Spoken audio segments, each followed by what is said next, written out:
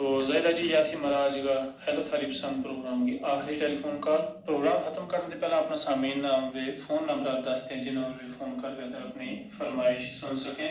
जम्मू का कोड है जी 0191, पहला नंबर है 2570 919 ਤੇ ਦੂਜੇ ਨੰਬਰ ਹੈ 2563 पता जी पलैत्री दिखी तुसें कदें पलैत्री?